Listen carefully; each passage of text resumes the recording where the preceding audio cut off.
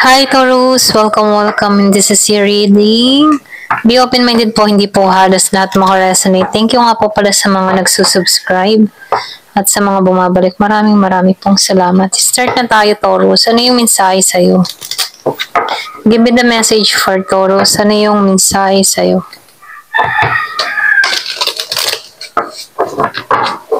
Give me the message for Taurus. Ano yung mensahe para kay Taurus?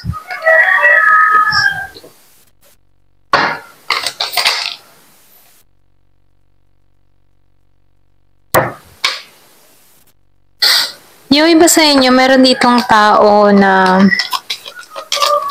labis ang pagmamahal sa'yo, okay?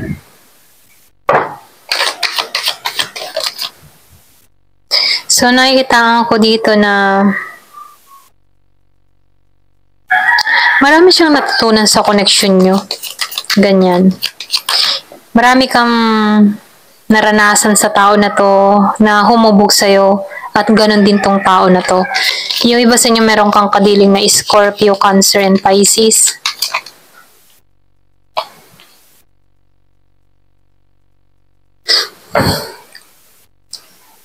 So nakikita ko dito yung pagiging totoo ng tao na to. Or pwede rin totoo ka rin sa nararamdaman mo sa tao na to.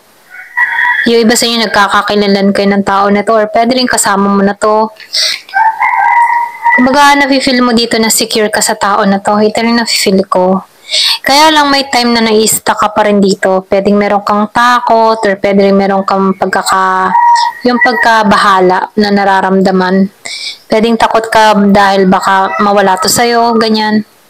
Kasi meron kang tao dito na malakas yung charisma, malakas yung appeal. Yung iba sa inyo, no?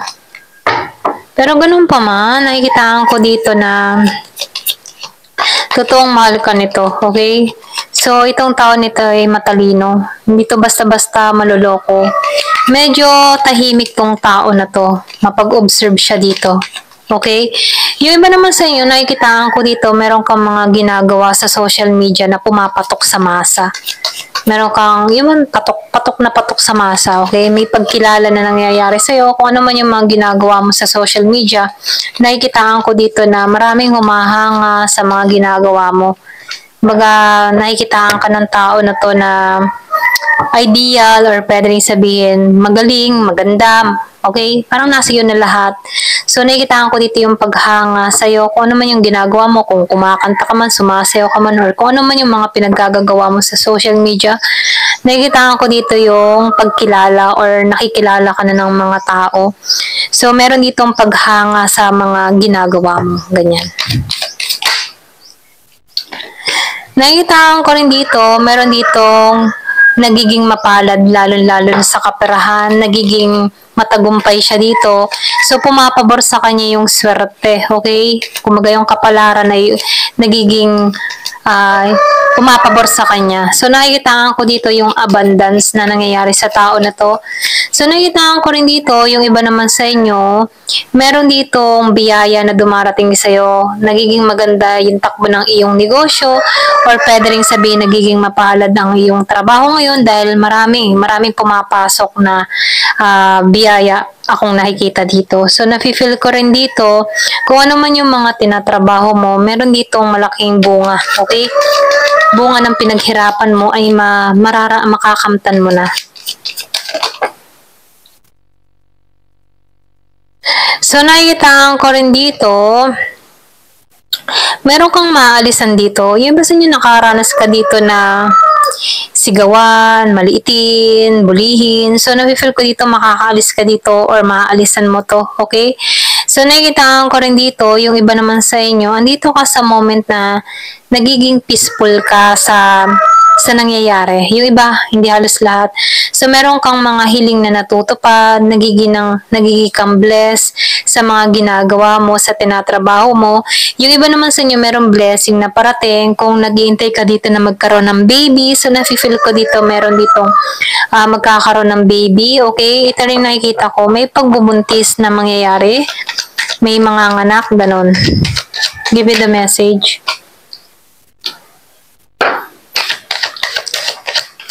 So, nakikita ko rin dito yung iba sa inyo.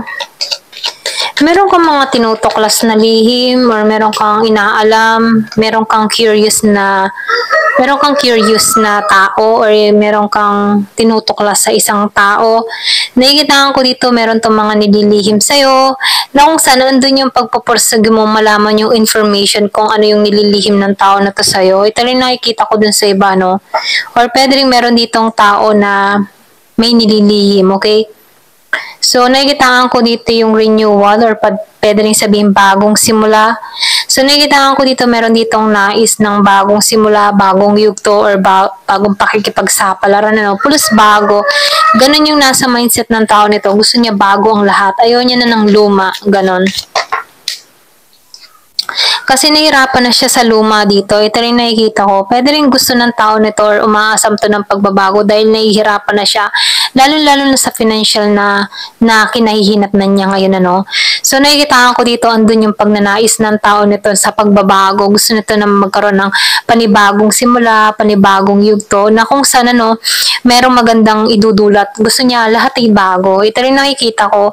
So, meron ditong bagong simula na parating. Kaya sinasabihan ka dito, huwag kang mawawalan ng pag-asa kasi lahat ng mga pagsubok na kinakaharap mo ngayon ay malalampasan mo to. Kasi meron ditong abundance na naghihintay sa'yo. Kung hindi mo pa nakakamtan itong abundance na to, meron ditong biyayang parating sa'yo. Yung iba sa inyo pwedeng manalo ka kasi meron ditong winning or pwede rin sabihin na meron ditong nagiging mapalad yung sitwasyon, okay? So, nakikita ko lang din dito na sinasabihan ka dito na huwag kang mawawalan ng pag-asa. Ito na yung sign na merong magandang parating sa buhay mo.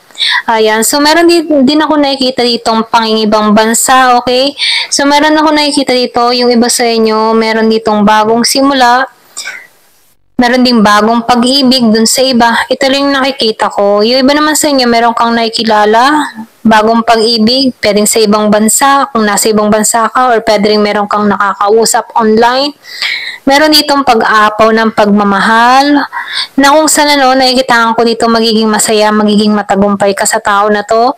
Kumbaga, super blessed ka dito. Kung hindi mo man naranasan before yung masayang relasyon, ano, meron dito nagpapahiwatig or meron ditong kumakatok sa'yo, na meron ditong parating sa buhay mo na magbibigay ng kaligayahan at kasiyahan sa'yo. Ito lang yung nakikita ko. So, tingnan pa natin dito sa card na to. So, yung iba sa inyo, mamimit mo to sa ibang bansa through online or pwede rin sabihin personal sa ibang bansa or yung iba sa inyo, kung nagta-travel ka, meron kang makikilalang tao. At yung iba naman, nakikita ko dito, meron makakalis ng bansa, may magta-travel. Give me the message. So, nakikita ko rin dito yung tipong handa ka na sa pagbabago pero may maghahabol. Meron ditong takot na iwan, okay? So, insecure tong tao na to or pwede rin sabihin nagsiselo sa'yo.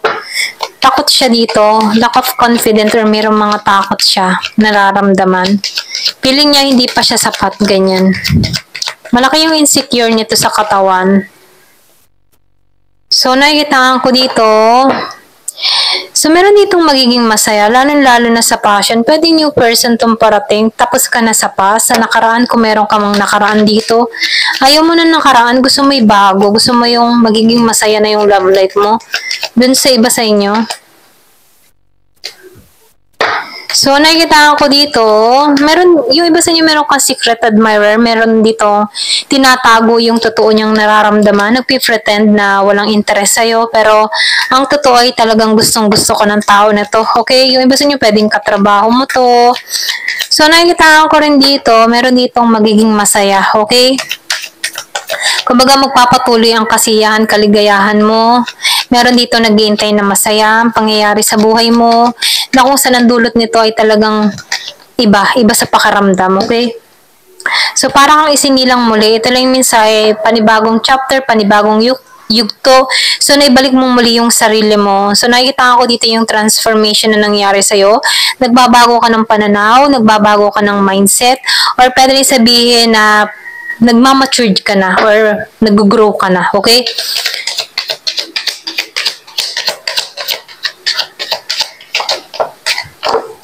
So, meron ako nakikita dito na meron ka ng tinapos na relasyon. Yung iba sa inyo, meron ka ng inalisan, tinanggalan, no? Second chance, ayaw mo na talaga, final decision, ganyan.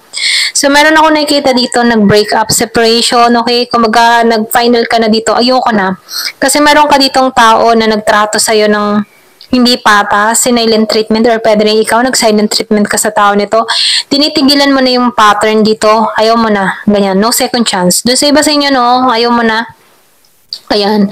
Kung meron ka man ditong breakup, separation na nangyari sa'yo, so nafe-feel ko dito, ayaw mo na talaga. Ayan. Thank you for watching. Love and peace.